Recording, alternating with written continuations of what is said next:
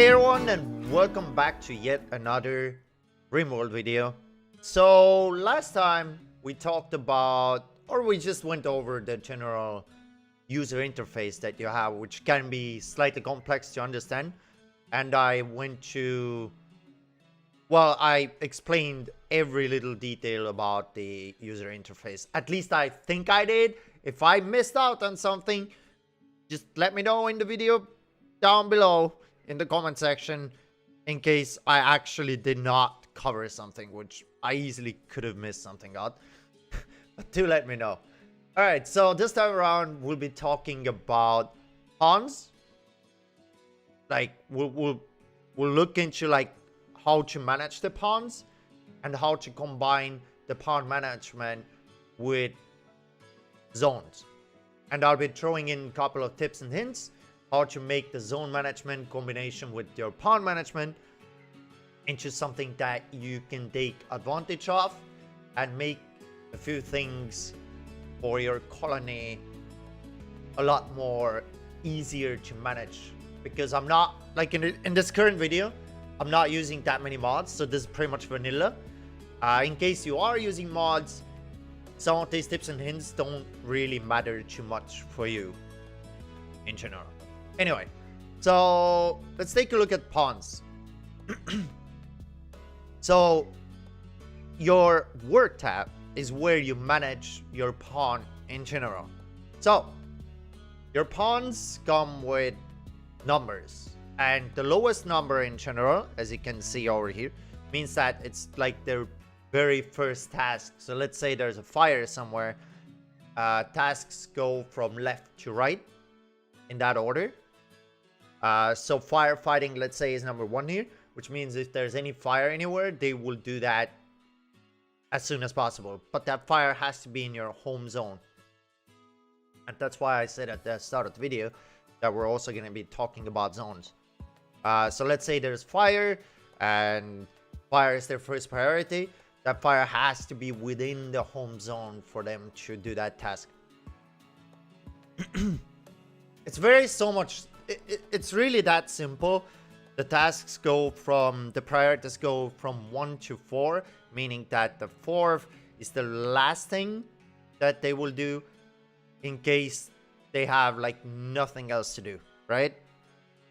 So there's that. It's fairly straightforward. But as a side note, what I would recommend for you guys to get used to, and which took me personally quite a while to get used to, is that don't use too many number ones. It's also a hint that was given to me as per one of my viewers, that they noted out that, hey man, you're using too many ones.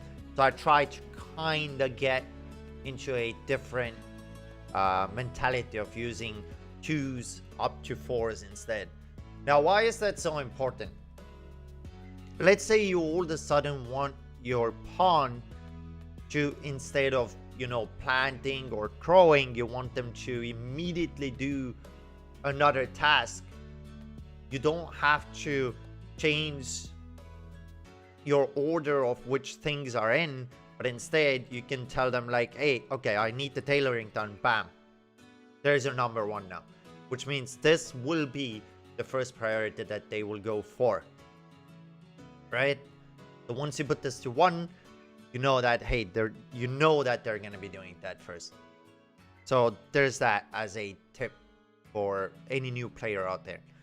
It's fairly important because what I used to do is that because I had these as number 1, now I had to take those away as number 1 and put another priority in a different way. So it was kind of like management was very painful. So once I kind of once I changed this little thing, the management of the pawns got so much easier. All right, enough of that. Let's now take a look at like the general. I'm gonna keep this paused. Actually, no, I'll let them just do stuff in the background. Okay, so let's talk about like your pawns and zones in general. So let's take a look here for the zones. Let's say we're going to create a new zone.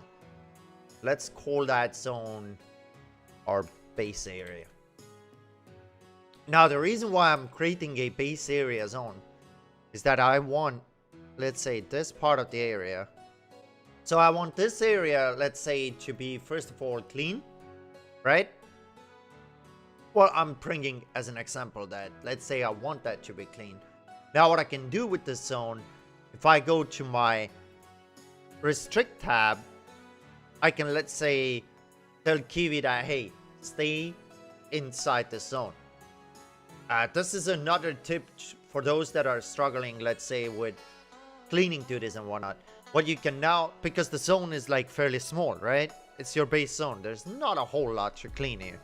Now, what I usually do with whoever stays in the zone of my base for specific tasks, I tell them that, hey, go ahead and first thing in the morning, just make sure that this place is clean. And then as a second priority, let's say I tell them like, hey, I need more food, which I do need more food. As you can see, we're running low. So now they're going to clean the place and then cook as a second priority. And please don't tell me my base is a bad layout. I know it.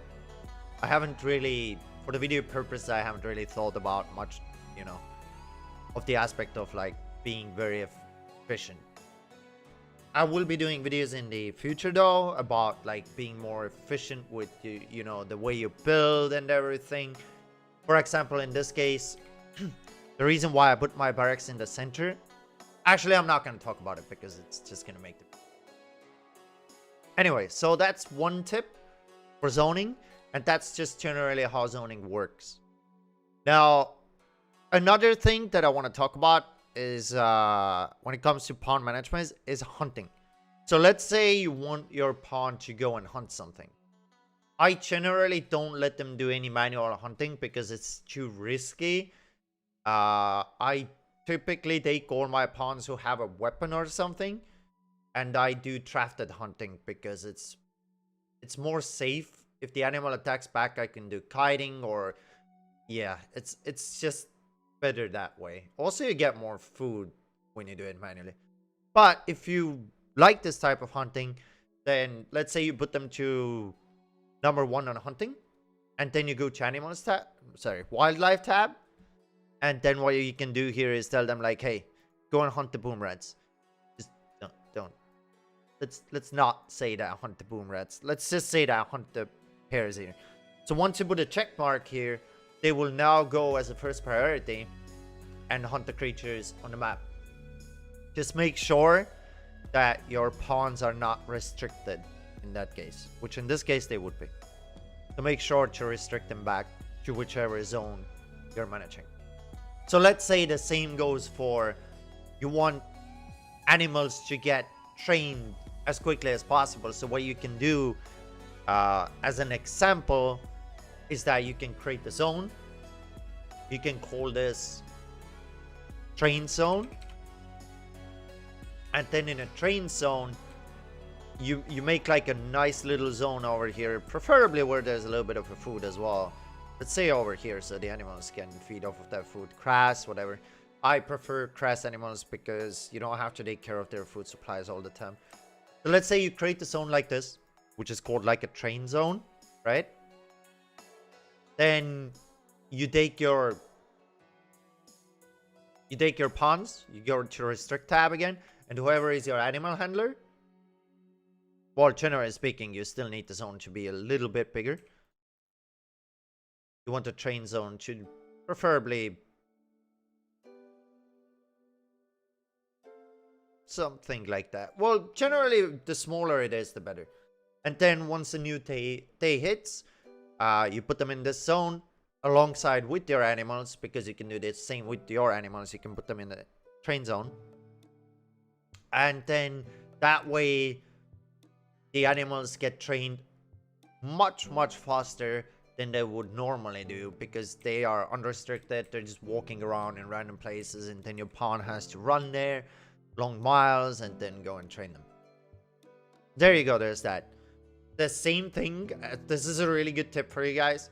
Let's say you would like to unload your caravan extremely quick You do the same thing as I just showed with sorry. What I just did with the animals, you can do exactly the same with the unload. You create your stockpile. You create the zone on top of your stockpile, which is called like unload or like load, whatever you want to call that. And then once you come back from a caravan, let's say, you put your people, like a couple of people, like 2 people who can haul, you put them in that zone alongside with the caravan animals, so things get unloaded very quickly. This is a little trick that I've been using myself to get things done with very, very little time. So yeah, I don't know what else to cover here. So if you guys have more questions about ponds and their management, or if you think I missed out on something really important, which I very well could have, do let me know in the description below. But I think that's it for the video. I want to keep this as short as possible. Thank you guys for being here. Thanks for enjoying the show. We'll be taking a look at something next video. I don't want to say that, hey, this is what I'm going to be doing. I don't know yet. But the next thing is going to be awesome. And we'll see. Maybe we'll look into some production things. Maybe we'll look into construction. Maybe we'll just look into caravanning. Who knows? Alright guys, I think we're gonna wrap this up here. I want to keep the video short, as I already mentioned. Thank you guys for watching. If you'd like to catch some live footage, make sure to check out my Twitch channel. That's where I stream. If you'd like to, check it out. And yeah, have a great rest of the day, evening, and I'll be seeing you guys in the next Rimworld video. Thanks for being here, and bye-bye. Where you see the world, you see the other tiles. You may want to travel to another tile, or you may want to have a trade caravan. You want to go and trade with a friendly or neutral faction, or if you wish, you can attack people.